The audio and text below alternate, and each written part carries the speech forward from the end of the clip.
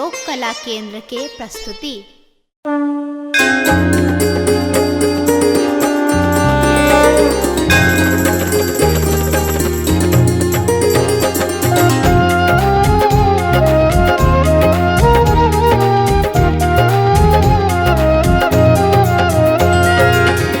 धन्य धन्य भेले आजो, धन्य धन्य भेले आजो, अवधपुर गाम यो।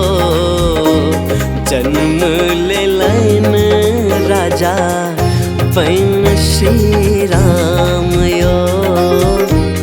जन्म लेलन राजा बन श्री राम यो।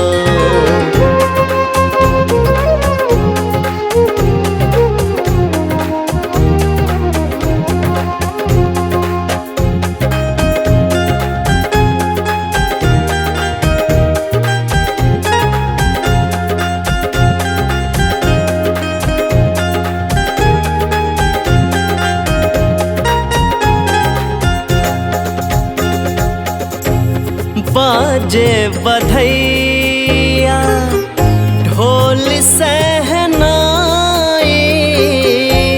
बाजे बधैया ढोल सहनाई।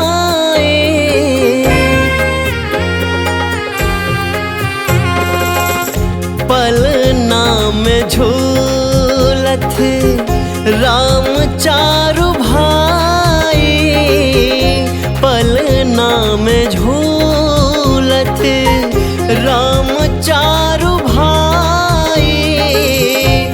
दर्शन कराएला, दर्शन कराएला सब भगवान यो। जन्म लेलन राजा बन श्री राम यो। जन्म लेलन राजा बन श्री राम यो।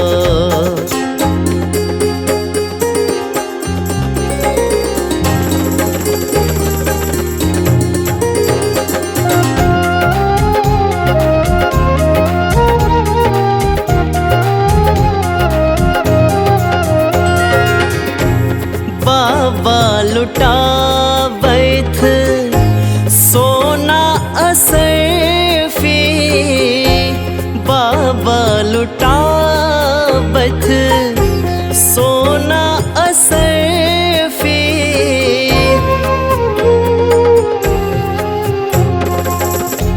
सब छैन हाल देखू धन्य भेल धरती। सब छैन हाल देखू धन्य भेल धरती। भावना मगन मन, भावना मगन मन बढ़ गेल मान यो। जन्म लेलन राजा बन श्री राम यो। जन्म लेलन राजा बन श्री राम यो।